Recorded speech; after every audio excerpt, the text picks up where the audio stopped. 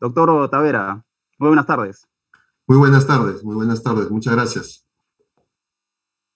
Doctor, coméntenos acerca de todo ese trabajo que está haciendo el IGP. Bueno, dicho sea de paso, felicitar al IGP que viene cumpliendo 99 años de vida institucional, nada menos.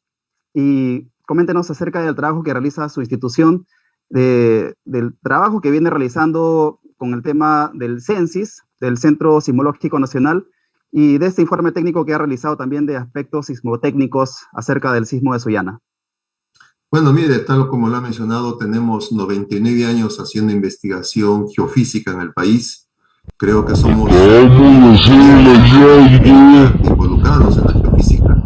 ¿Y por qué la importancia de la geofísica?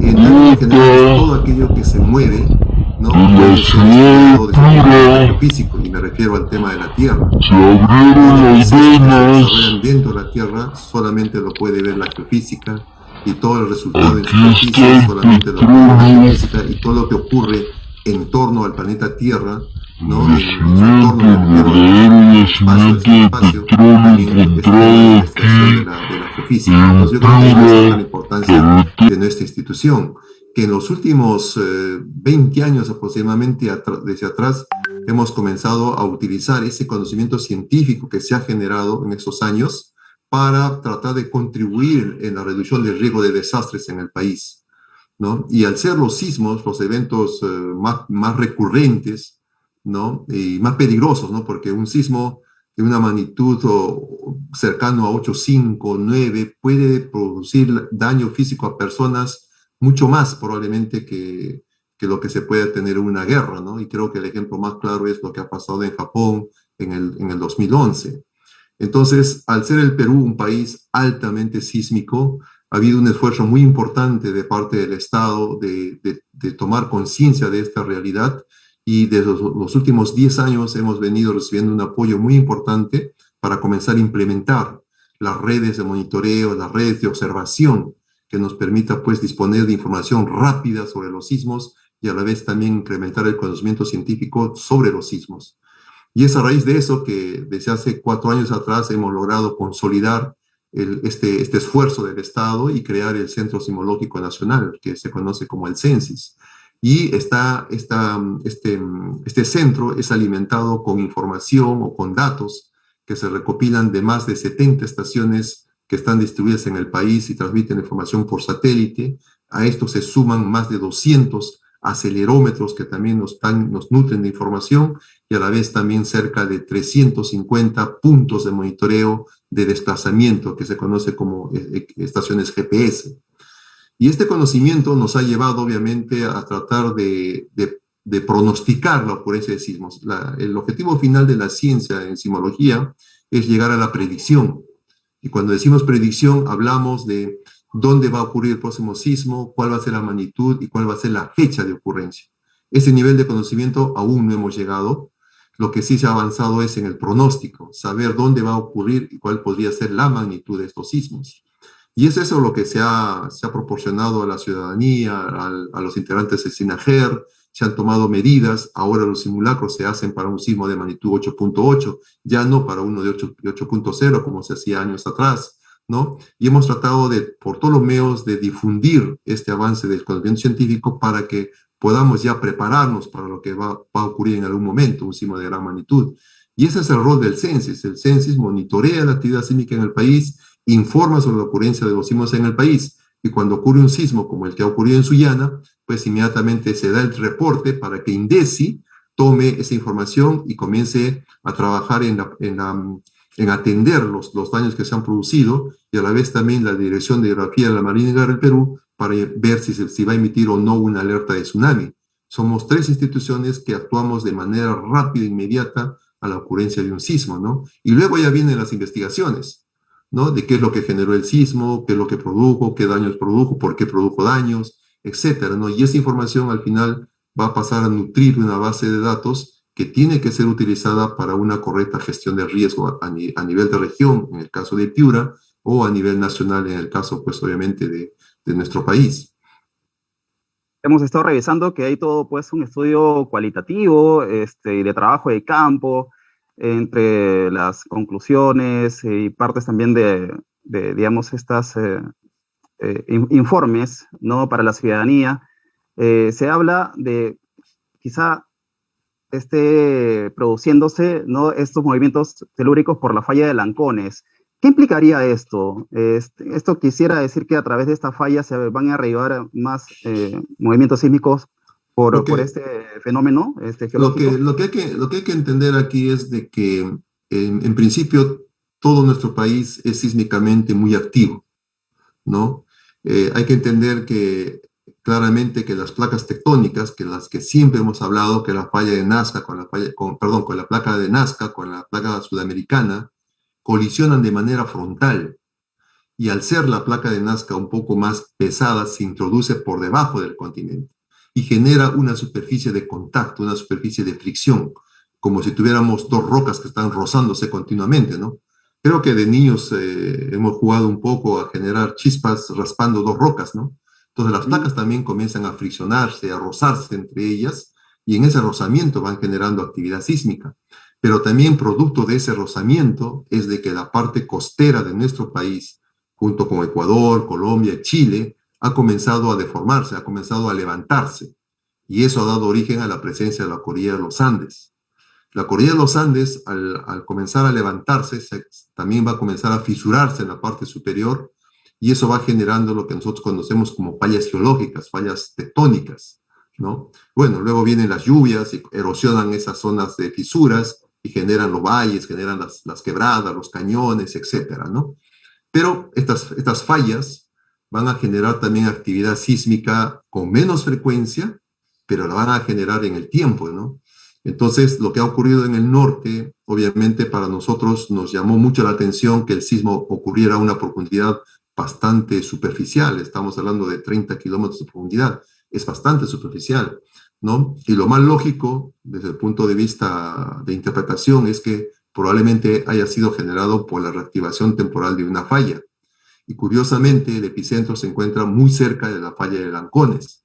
Entonces, nosotros nos queda la hipótesis de decir probablemente este sismo ha sido generado por esa falla, pero estamos aún en campo tratando de recolectar información porque un sismo de estas características asociado a una falla tiene que haber generado desplazamientos muy fuertes o muy grandes en superficie, ¿no? Es decir, la falla simplemente significa que un lado de la falla se levanta o se hunde, mientras que el otro pues se mantiene a nivel estático, ¿no? Entonces, Pero al esas tratarse de una evidencias, falla, de repente estaríamos hablando de que ya habría muchos más movimientos sísmicos también en esta zona del país. Sería mucho más grande la cantidad de no, temblores que no, se en realidad producen. no. La región Piura, por ejemplo, tiene la falla de Guaipira, la falla de Lancones, la falla de Chulucanas, y hay una falla que comparten junto con Lambayeque que se llama la falla de Olmos, si no me equivoco, ¿no? Y si vamos un poco más adentro, ya tenemos ya otras fallas. En la región San Martín hay bastante fallas, ¿no?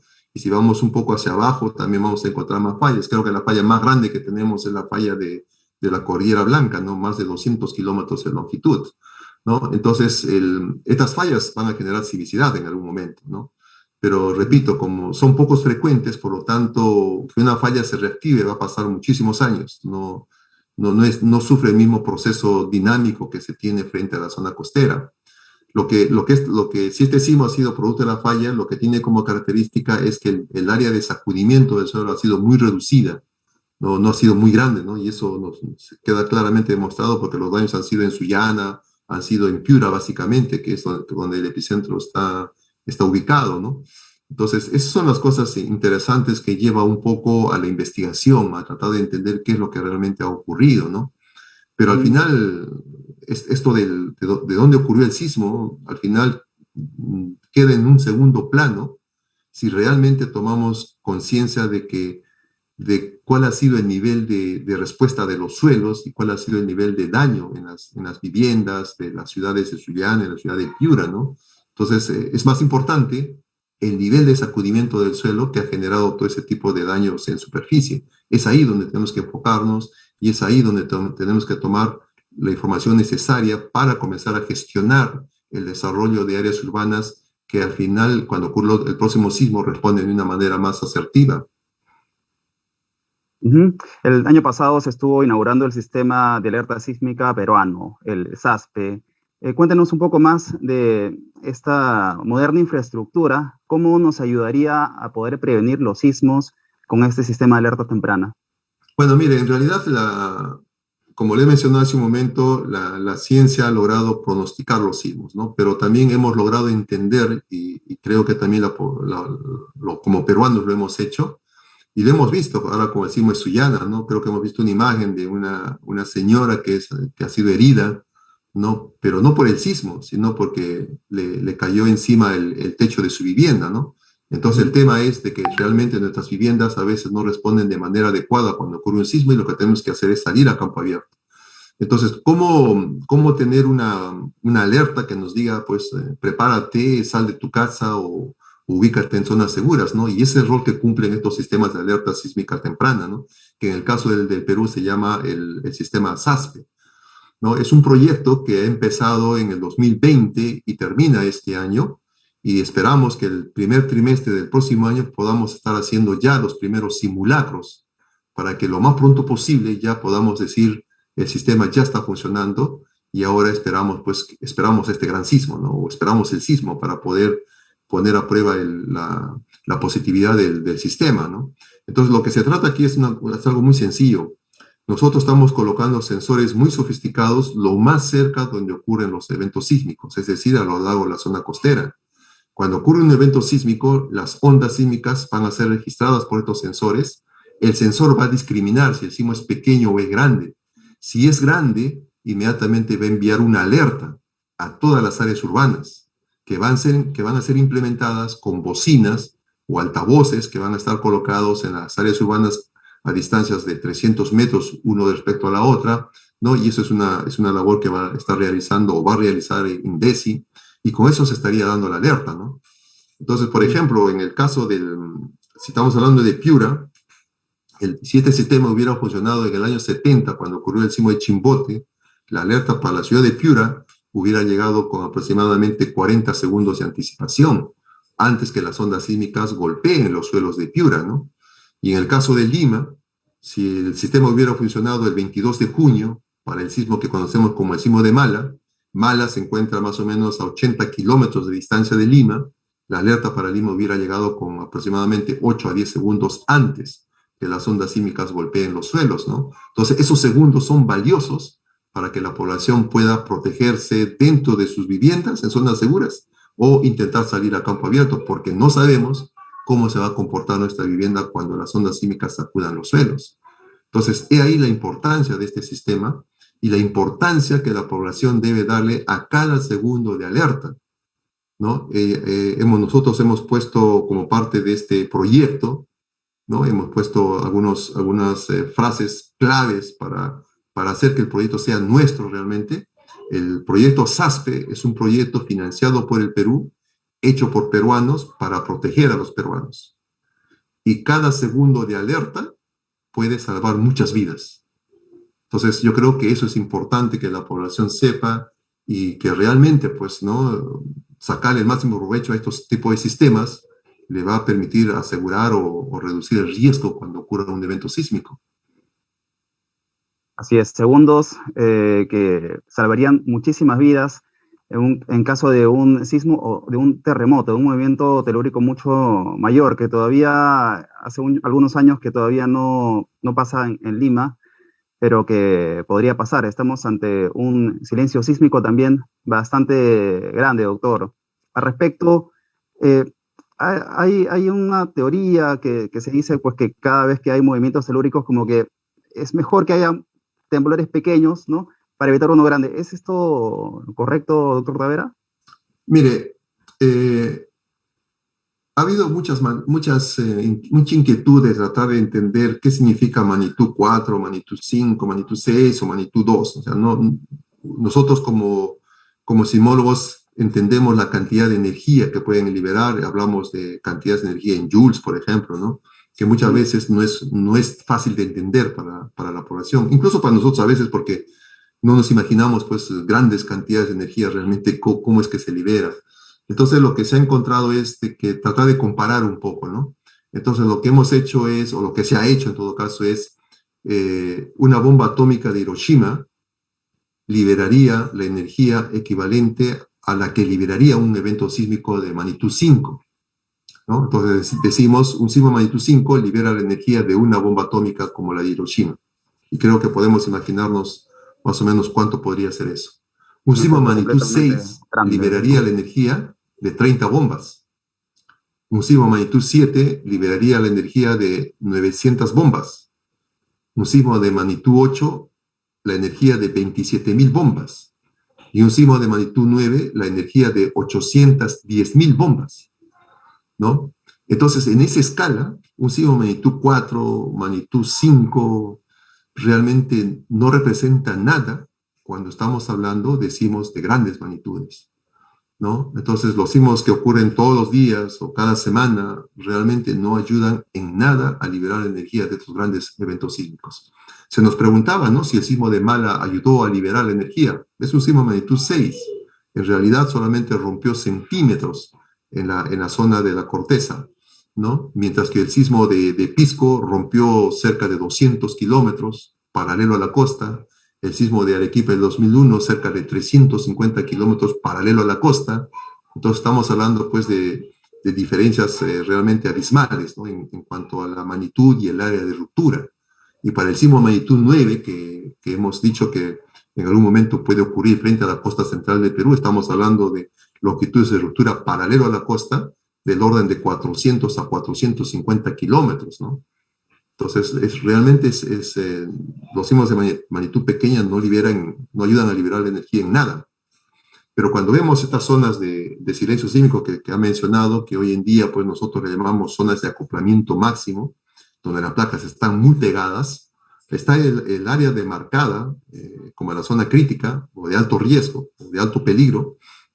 El sismo de Pisco del 2007, magnitud 8, ha liberado parte de esa energía. Para nosotros ha liberado el 20% de la energía que está acumulada en toda esta zona, magnitud 8. Entonces la pregunta sería, ¿cuántos sismos de magnitud 8 tendrían que ocurrir para liberar la energía que está acumulada en toda esta área de 400 kilómetros de longitud por cerca de 200 de ancho, ¿no? Entonces, ¿cuántos sismos de magnitud 8 tendrían que ocurrir? Entonces, a veces suelo decir un poco a la broma, ¿no? ¿Usted prefiere 10 sismos de 8 o uno de 9, ¿no? Entonces, realmente la idea es entender que somos un país sísmico, el sismo va a ocurrir en algún momento, quizás la naturaleza nos está dando tiempo para prepararnos y nos pone sismos pequeñitos para que reaccionemos y comencemos realmente a tomar conciencia antes que este gran sismo ocurra, ¿no? Y al final Importante, ¿no? es una responsabilidad nuestra. Importante la labor de la ciudadanía, el compromiso de ser responsables cada vez que hay un simulacro, cada vez que dicen, bueno, ¿sabes qué? Tienes que tener tu mochila, tu kit contra terremotos y realmente tomárselo, como se dice, en serio. Doctor, tenemos preguntas también del público. Como saben, en nuestros habituales enlaces que hacemos en vivo, tenemos también preguntas de la ciudadanía. Así que, bueno, le voy a trasladar algunas preguntas que están, bueno, relacionados acá, puedo ver relacionado al sismo de Sullana. Tracy Ortiz nos comenta, ¿por qué sigue temblando Sullana? ¿Van a seguir produciéndose temblores? Mire, si estamos hablando las réplicas que están ocurriendo después del sismo del 30 de julio, pues lo que hay que entender aquí es que la roca se ha roto, ¿no? Y no estamos hablando de rocas de pequeño volumen, estamos hablando de rocas de muchísimo volumen. Luego de esta ruptura, tienen que buscar en algún momento, pues, estabilizarse, ¿no? La roca que se ha roto tiene que estabilizarse, tiene que buscar su equilibrio. Y mientras va haciendo eso, va generando réplicas, sismos de menor magnitud. Y si prestamos atención, ya se han ido espaciando en el tiempo, ¿no? Y cada vez van a ser menos. Entonces, en algún momento ya la actividad sísmica asociada a ese sismo va a cesar y seguiremos teniendo la actividad sísmica que siempre ocurre en la región. El sismo de Pisco 2007, durante 45 días, generó cerca de 5.500 réplicas, ¿no? Y de ellas creo que 4 fueron muy, muy intensas, fueron de magnitud bastante elevada. O sea, cuanto más grande es el sismo, hay un periodo más grande también de ocurrencia de réplicas. ¿Cuántas El réplicas sismo del tenemos año, Actualmente Sí, en el dime. sismo del norte del país, ¿cuántas réplicas van hasta el momento? Hasta el momento nosotros hemos reportado cerca de 27 réplicas, ¿no? Pero en realidad tenemos cerca de 45 réplicas que hemos registrado, ¿no? De magnitudes que no han sido percibidas por la población. Solamente reportamos aquello que la población percibe, ¿no? Porque obviamente tiene que tener la información. Pero repito, esto en el tiempo ha ido decayendo en número, ¿no? Y también se han ido espaciando uno con respecto a otros. Muy bien, a ver, tenemos otra consulta. Daniel Robles nos comenta, la suma de fallas tan cercanas a un territorio pueden traer inconvenientes mayores en este sector, en esta zona. Es decir, justamente lo que hablábamos hace unos instantes, las diferentes fallas que convergen en algún punto, en alguna zona, pueden traer mayores desastres. Mire, es difícil que una falla reactive inmediatamente a la otra, porque obedecen a procesos completamente diferentes, básicamente por la complejidad de las fuerzas que tratan de reactivarlas, ¿no? Pero es crítico en realidad, ¿no? Es crítico, ¿no? Y yo creo que nuestros amigos de San Martín, de la región San Martín, Moyobamba, Rioja, que están rodeadas de fallas, han tenido las experiencias, ¿no? Los últimos sismos son del 90 y 91, ¿no? Que han generado muchísimo nivel, o sea, han generado un alto nivel de sacudiimiento del suelo y ha habido mucho daño, ¿no? Y nuestros amigos de la región Cusco, ¿no? Que desde la parte norte del Cusco, donde está Surite, hasta la frontera con Puno, tienen una gran cantidad de fallas activas, ¿no? La misma ciudad del Cusco está al pie de la falla de Tambomachay, ¿no? Que está simplemente ahí en la cordillera. Nuestros amigos del callejón de Huaylas, ¿no? Tienen también un poquito más arriba, tienen la gran falla de la Cordillera Blanca, ¿no? Entonces, realmente nuestro país está cubierto de fallas geológicas en el interior del continente y la totalidad de áreas urbanas están muy cercanas de estas zonas de fallas, ¿no? Pero, repito, como estas fallas se reactivan con periodos de tiempo muy largos, ¿no? Obviamente, pues muchas veces puede haber una generación entera que está en un lugar y no se entera que hay sismos por la falla, pero las siguientes generaciones sí puede ocurrir lo contrario, ¿no? Consecuencias Entonces, futuras en todo caso, ¿no? sí, no, es así, o sea, si una generación no vive un sismo, la siguiente generación lo va a hacer, eso es algo que no podemos cambiarlo. Es un hecho eminentemente científico y meramente objetivo, ¿no? Muy bien, agradecemos a las consultas de nuestros seguidores. Yo también tenía una consulta que tiene que ver con la inmediatez. En las redes sociales hemos podido observar que cuando se produce un sismo, se produce un terremoto, siempre la gente retuitea IGP, ¿no? Digamos, de que por esos instantes la cuenta del Twitter del IGP revienta, por así decirlo, pero de manera positiva, porque finalmente están replicando la información tan necesaria. Esto justamente conversaba con una especialista al respecto. ¿Se hace de manera automática o hay personal detrás que está actualizando la información permanentemente a través de las redes? Bueno, mire, en realidad hoy en día todo es automático, ¿no? Las estaciones transmiten la información por satélite, como he mencionado, llegan a una unidad de procesamiento que también hace el proceso de manera automática, ¿no? Pero también siempre hay un ingeniero que está observando que el resultado se está obteniendo de manera automática reúne las condiciones, ¿no? Porque imagínense que pongamos en la zona del epicentro de Sullana, por ejemplo, ¿no? Que el sistema automático, es un sistema automático, hay que comprender. Me pongo una profundidad de 300 kilómetros, ¿no?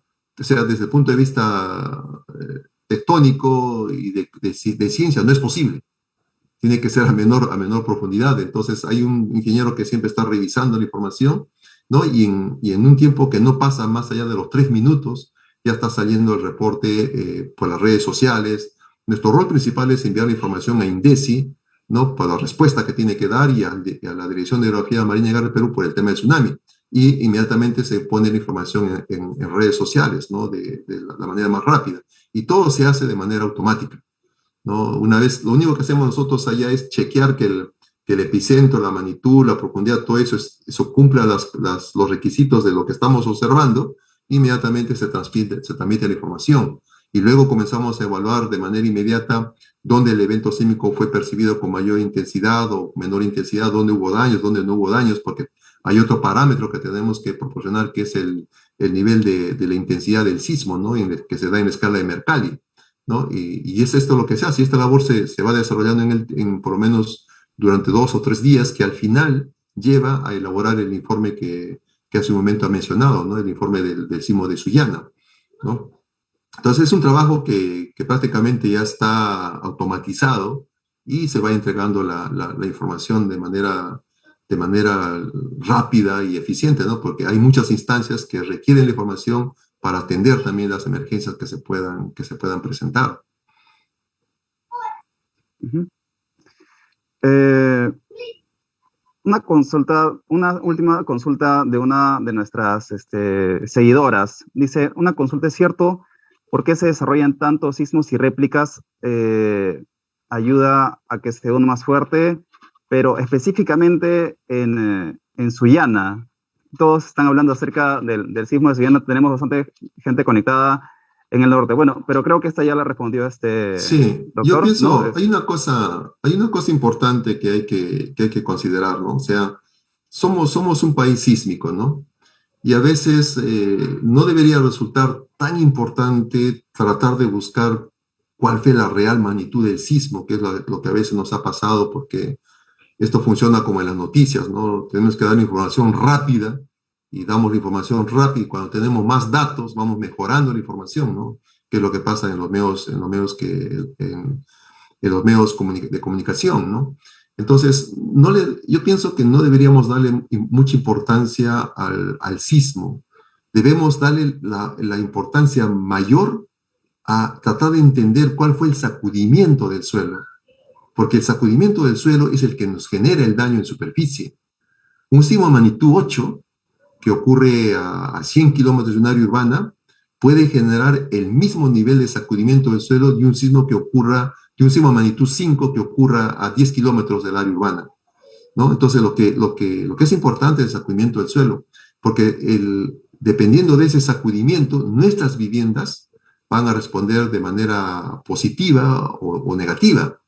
Y si responden de manera negativa, nosotros vamos a ser afectados físicamente, ¿no? Entonces, el trabajo, el esfuerzo que tenemos que hacer es tratar de entender dónde los suelos se sacudieron más fuerte, con mayor intensidad, dónde con menor intensidad, dónde debo construir una vivienda con ladrillo y cemento y concreto, con cimientos hasta 5 o 10 metros de profundidad, dónde no debo construir esto, porque no debo construir viviendas en zonas arcillosas, arenosas. Eso es lo que tenemos que tratar de buscar una solución. O sea, de pronto el sismo no es importante, sabemos que va a ocurrir un sismo.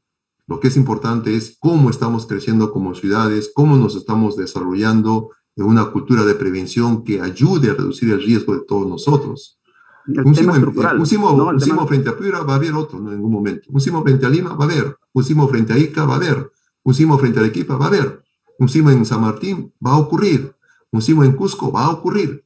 Pero realmente cómo estamos desarrollándonos como ciudades es lo más importante en este momento.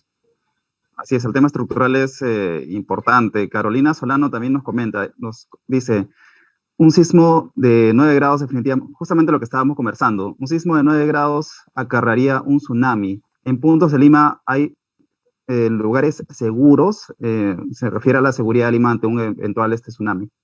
Mire, nosotros cuando logramos entender del sismo que podría ocurrir frente a Lima, comenzamos también a trabajar con los colegas del DHN en querer entender pues, cuál sería el tsunami que se generaría, ¿no? Y obviamente todos aquellos algoritmos que nos permiten generar esos escenarios nos dicen que el tsunami puede tener olas con alturas del orden de los 8 metros, ¿no? Y ya se está hablando de un tren de olas. Pero curiosamente, el desarrollo de nuevas metodologías, de mayor conocimiento, hace pocos días nuestros colegas chilenos han hecho una publicación muy interesante donde dicen ese sismo que el IGP indica que va a ocurrir frente a la costa central del Perú, con magnitud cercano a 9, en realidad puede generar un tsunami con olas que alcancen alturas de 25 metros, a Eso no ha más. pasado en Lima hace cuánto, o desde que yo tengo conocimiento Mire, no. la información que tenemos nosotros del sismo más grande que ha ocurrido en Lima, de toda la interpretación que hemos hecho de los datos que están disponibles, es el sismo de 1746, ¿no? Y se habla, según las crónicas, pues, ¿no? Que que el agua pues inundó 1 kilómetro mar adentro en la zona del Callao y algunas zonas pues llegó hasta los 4 kilómetros, 6 kilómetros tierra adentro, ¿no? Perdón, tierra adentro. Entonces, realmente un evento con estas características y un tsunami con estas características no se ha vuelto a repetir en el país.